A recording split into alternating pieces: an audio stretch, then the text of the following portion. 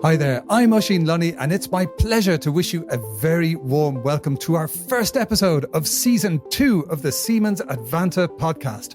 Once again, we start an exciting journey with our fabulous guests and dive deeper into the technologies involved in the digital transformation and look at how different industries are tapping the full potential of IoT. And today, we're going to be exploring the digital grid and redefining the energy system with two superb guests. Please welcome to our virtual stage Dr. Sabine Erlinghagen, the CEO of Digital Grid at Siemens Smart Infrastructure. Welcome, Sabine.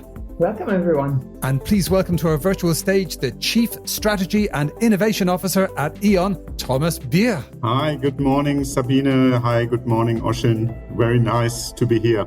Welcome, Thomas. Great to have you both here. So, on the Siemens Advanta podcast, we like to start every episode with a question that helps our listeners get a bit of an insight into your personal lives. And seeing as we're talking about energy, the grid, power, I thought it would be interesting to find out, what is your most treasured electrical item or the favorite thing that you do with electricity in your everyday life? What could you not live without? Starting with yourself, Sabine. In many cases, I try to go away from electricity into nature, into the mountains. But there's one little device that makes life in the mountains, especially when I'm mountain biking, which is my passion, really, really easy. And that's my GPS navigation system. So I can find the best path and be out there in nature, even in terrain, which I don't know. Fantastic. Yes, I do like walking in nature myself. I'm not quite as adventurous as you with the mountain bike. And your good self, Thomas, what is the thing you couldn't live without in your life that's powered by electricity? I would like to build a little bit on what Sabine said, having power in a remote area. Actually, I'm living very much on the countryside in a former farmhouse, and I have a power connection to the public grid, but that's basically all. Then the rest is state of the art, but very remote. I'm pumping my own fresh water. I have fresh water treatment. I have a sewage plant. I have photovoltaics. I charge my car with electricity. I have batteries as a backup. Electricity is all around me, right? If my power drops for longer than half a day, I'm dead in the water, right? Literally. But having said that, what I really would miss is if the coffee machine wouldn't work anymore. Yeah? Totally. I share your panic of a world without coffee. I have to have coffee every morning. I grind the beans with an electric bean grinder. It's just gorgeous and aromatic. And I really would miss it. I guess my perfect device would be something that plays music and makes coffee at the same time. And for sure, it'd be powered by electricity. I'd love it if we could start our discussion today, just taking a bit of time to explore what is a digital grid. So Thomas, do you want to kick us off there and share with the listeners, what is a digital grid and, why is it important?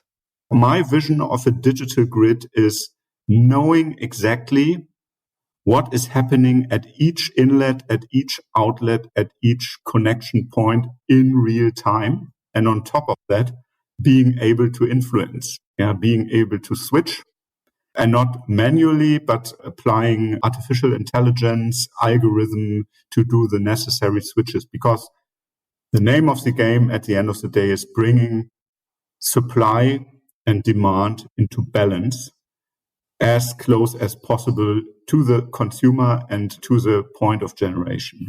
That's my vision of a digital grid. Very cool. I like that vision very much indeed. So it's transparent, it's self-maintaining, it's self-managing, self-optimizing. These are very exciting times to be working in energy, to be part of this whole revolution at this time in human history. But Sabine, I wonder, why do you think we need a digital grid? What are the kind of driving forces behind it from your perspective?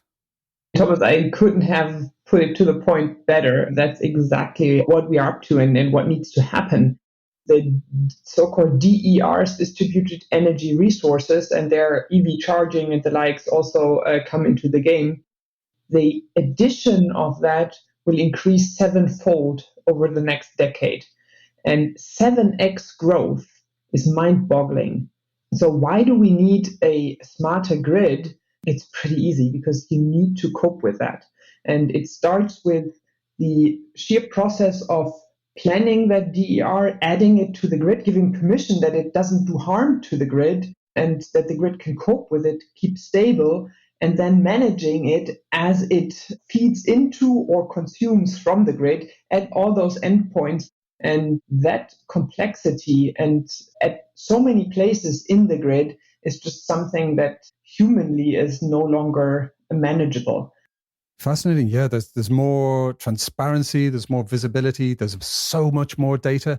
As you say, it's too much for a room full of engineers, even the best engineers, to handle because there's so much of it. And we need to move to this place where AI is assisting and providing this kind of superpower in terms of how we all access energy moving forward. We can talk about transparency, but those are all kind of, in the end, nice to have things. The ultimate proof of the pudding is powering our lives and keeping the lights on, because that's in the end a huge social factor, a health factor, it's an economic factor. So we're really talking about basically it all. So that's what makes it so crucial and so exciting to be in that industry at this time. Oh, totally. Staying with yourself, Sabine, talk to us a bit about kind of the big picture, the big worldview as to why it is important to move to a digital grid and where humanity needs to go in terms of sustainability. We need to get to carbon neutrality at the very, very, very latest 2050. We would be much better off if we did it much earlier. What that takes is a lot of renewable energy, while at the same time we're electrifying the world, right? Not energy consumption, but electricity consumption will go up and will double, while at the same time we need to get that electricity to carbon neutrality as fast as we humanly can. The grid at some point in time can't cope with the conventional means anymore. And the question really is, when is that point? We just did a survey with some of our customers, and I think something like more than half of them were thinking that we will start to see problems within the next 3 years or latest the next 5 years. And the main thing that we saw coming up is actually not the solar piece so much, but the EV charging, because that is clustered in few local areas. Very interesting. And Thomas, what's your take on this? We have a huge challenge ahead of us, but also a huge chance. The digitization piece in the grid and also in the customer business. Don't miss out that one. At the end of each power line, there is a customer with his demands, and the customers which are growing into our portfolio now are basically digital natives who are born in this world, right? When we talk about EVs, in 10 years from now, we will have at least half of the domestic power demand, which we have now, on wheels on top of it. It also changes our customer perception. I mean, we as utilities, we are coming from a world where we don't serve customers, but we are sending electrons and molecules to meters. The future is different, right? I mean, there are customers who have a customer demand, a desire requiring a digital experience, no matter where they are. Even on the motorway in the cities, they cannot be, let's say, simply connected with their meter. At the end of the day, we are talking about customer identities, customers on platforms, right? That's the big challenge, not only a technical one, it's also a philosophical change of how we look at the system at the end of the day, right? Yes. Are there any examples of the digital grid in action in the world that you just think are fantastic and you'd like to call them out, or anything that you're working on yourselves or together? Where can people look if they want to see this stuff working right now? Thomas? There is one amazing project that we delivered after 4 years of research and bringing equipment into the field that's called Design Nets. It is basically tackling the question that locally the hotspots of renewable production and the hotspots of power consumption fall apart a bit. You find consumption more in the urban areas and power generation, wind and solar more on the countryside, right? How to connect that, how to transport that, how to find new ways of local storage, of local consumption, which is already solved on PowerPoint, but not in too many places in reality, right? That is an amazing project which brought us a lot of insights. Fantastic. Those are great examples. Thank you very much, Thomas. And over to yourself, Sabina. Are there any cool examples of the digital grid in action or this kind of ecosystem thinking? I think let's travel a little bit over the ocean and go to California for a second. There's CAISO, the California ISO, who actually has an amazing system of trading flexibility and making it worthwhile for both industrial sites and infrastructure sites and households to connect renewables to the system. So in their area, and by the way, that is expanding pretty nicely, they operate a clearinghouse mechanism and a marketplace, which actually caters not only for the grid stability in the end, but for the financial return. If we think about smart grids, we can think about prosumers and all that stuff. But in the end, it's an investment decision of whether, and everybody knows that, do I put the solar on my roof? Is it worthwhile to put a battery next to it? There is some kind of saving mechanism in the sense of I don't need to buy the electricity from the grid, or I consume less because I have some energy efficiency gains. But a very, very important aspect is that ability to trade both energy as well as flexibility in the markets. And therefore, CAISO in this case is a great example for offering such platforms. There are more of those trading mechanisms around in other countries. And every time where there is, you see renewables, you see flexibility, decentral energy resources really on the rise, because the business case then becomes so much more obvious. Talk to us a bit about the importance of the digital grid opportunity for these larger kind of installations. Sure. And I think it's one topic that I find extremely important. And it's two trends that come together here. If you talk to the CEOs of the Fortune 500 or very, very large companies, everybody, and I think there was a stat saying 99% of CEOs of companies with a turnover of more than 1 billion have a CO2 agenda and believe that CO2 reduction and carbon neutrality is essential to their business success. So if that is the case, then obviously I need to go into my supply chain and everything, but I need to look at my sites. I need to look at my buildings. Are they carbon neutral? I need to look at what are my power sources. Do I have like renewable energy on site? Do I have storage on site? How do I provide car parks for my fleets of EV charging and all of that? And here you go. I mean, a larger industrial site or a larger infrastructure site is a microgrid in the end, right? So you need to optimize the consumption, the storage, and what you consume or feed back into the grid, first of all, locally. And then you have this interconnection point with the grid, and you feed that back, and you look at trading mechanisms on where you can get that return of investment. Yes, super interesting. I mean, the sustainability agenda, the carbon targets, sometimes it's the elephant in the room, but in the discussions that we're having, they're very much front and center, which I love. It's brilliant. It's real kind of a corporate responsibility and showing leadership that can really inspire the rest of the sector. So coming over to yourself, Thomas, I came across the concept of sector coupling when I watched one of our previous podcast guests, Cedric Nika, give a presentation about the Expo 2020 in Dubai. He was talking about the huge opportunity here and how it's sort of part of this shift from egosystems to ecosystems, if you like. Talk to us a bit about sector coupling, what it means and what is the opportunity in this sector. In the past, we tended to see each sector separately and burden them with targets to get to carbon neutrality. Having a look at all participants in the ecosystem as one system and reaping the benefits at the interfaces. That's what I mean with sector coupling. And where does it play out? I am deeply convinced that also in future, when we are targeting at a zero carbon world, it will still be a dual fuel world.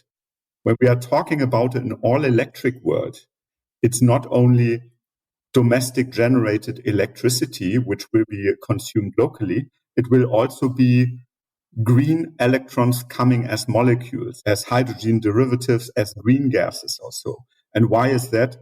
For the simple reason that in Europe, on our continent, we simply don't have enough space to become self-suppliers with direct use of electricity. So green molecules need to come from somewhere. So that's where and why sector coupling becomes so super important. Amazing. That's super interesting. That's a real glimpse into the future there. Thank you, Thomas. So, this is a very positive picture. Every way that you look at it, this whole area of the digital grid sounds like a huge win-win opportunity. But that does raise the question, why haven't we done it any sooner? Who's got some visibility on that? Definitely, unfortunately, the topic of regulation stands out. There's one thing that is in the way of that happening faster. And sometimes it's the big straits of regulation in the sense of those energy markets, are they there? Or the flexibility markets, are they available? The whole topic of unbundling, so having generation, transmission, distribution, and then retail separate. So if I make a copper cable investment, I get that reimbursed by those regulatory mechanisms, while investing in software might not qualify for the same funding. So it's sometimes the micro regulation, if you want to call it that way, apart from the big straits that I was alluding to in the beginning, that really is in the way and where we are all in all not fast enough. Obviously, we would love to have all of the countries doing it in a similar way, because then technology investment pays off. If every country does it in a very different way, any technology investment that you do only pays off on a very small scale. Thomas, maybe you have a different aspect or you want to chime in on that one. I couldn't agree more. Regulation rewards asset investments putting copper into the ground and not digital investments so far, right? There are also differences in how regulators and authorities look at energy systems. I give you an example. In Sweden, where we are also serving more than 1 million customers, we are just about to install the second generation of smart meters with a smart meter penetration which is extremely high. In Germany, we have not started. The whole rollout of smart meter is incredibly overburdened with, let's say, bureaucratic requirements, technical requirements, data protection concerns, and whatnot. Yeah? So the answer is also more complex. I would not say that we are simple followers of regulatory demand. Also, we haven't been that pushy in the past. Yeah? So far, there was not the big problem to solve. Now there is a change, right? We see a push from our customers. We see a new generation of also our employees rattling the cage. Yeah? I don't want to miss out that one. And we see the political mainstream changing. And now it's about time. Nothing can withstand a great idea when the time has come. Yeah? And that's where we are today. I think it is true. We were in the process of writing a white paper, and one big theme that we noticed there, it's this going from gradual to sudden and this sense of urgency. And I mean, we've talked about smart meter data being used for whatever type of thing for so long. And I just catched myself stopping to believe in it at a certain moment of time. And what you see now is that it actually starts to be there. So we actually have projects where we use smart meter data for low voltage transparency, where we use live smart meter data for grid planning and grid simulation purposes. So those were use cases which were talked about for ages and ages, but they never really happened. Yes, there were millions of pilot projects out there with feasibility studies, whatnot, but they were just excuses for not doing it in real life because it wasn't really needed. And I think we are approaching that tipping point from gradual to sudden as we speak, because it starts to become real. 100%. So the future has arrived. The future is now. It's about time. This win-win scenario has such momentum behind it. It is the thing that everybody is talking about, the thing that everybody literally wants to plug into. So we're in this brave new world. We've got EVs, sector coupling, big data. We're driving towards a carbon zero. We're living in the world and working in a world of connected ecosystems. So my question to both of you, starting with yourself, Thomas, is a digital grid a nice to have or a must have, and why? It's definitely a must have. The future will be electric, no doubt about it. We will see substantially more electrons in the system than we see today. we will simply not be able to manage the system by putting more copper into the ground. The only answer or the only measures we can set up to manage the system of the future is bring demand and supply together as locally as possible. Yeah, every electron which will be consumed as close to the point of production is a winning situation at the end of the day. Yeah, and that is something which you cannot do manually. That only works with digitizing the grid end to end. On top of that, I mean, it's not a purpose in itself, right? Our customers, they switch to those suppliers who can deliver that. Get your stuff done. That's what our customers say, and excite us. Yeah? And that is the ball we have to catch at the end of the day, right? 100%. I mean, it kind of echoes the telco experience there. They were very afraid of becoming dumb pipes. And, what people want is not dumb power, it's smart power. It's power that dovetails with their high expectations of superb, interconnected customer experience that kind of meets the customer experience they're having in many other sectors. So over to yourself, Sabine. What would you say? What's your verdict on the digital grid? Is it a nice to have or a must have, and why? Must have, 100% clear. There's no chance whatsoever that a 7x growth in DER, so distributed energy resources, can be done with the conventional ways, especially not only because if we want to keep the lights on, but do that in an economic way.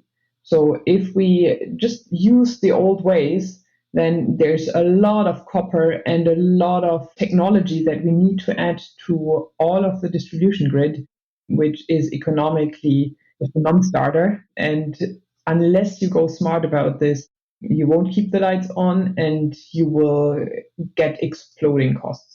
Wonderful. So there you have it. The digital grid is absolutely this season's must-have accessory for the modern home, factory, municipality, and for our modern world.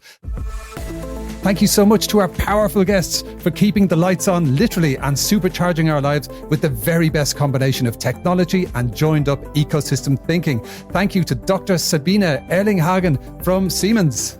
Thank you so much. Awesome. Thanks for joining us. And to Thomas Birr from E.ON. Thank you, Thomas, for joining us. My pleasure. It was really a great session. Thanks to both of you. Awesome. Listeners, thanks so much for joining us, all of us, for this fascinating conversation. If you enjoyed the podcast, please don't forget to tell your friends and feel free to subscribe to Season 2 of the Siemens Advanta podcast wherever you get your podcasts. See you next time.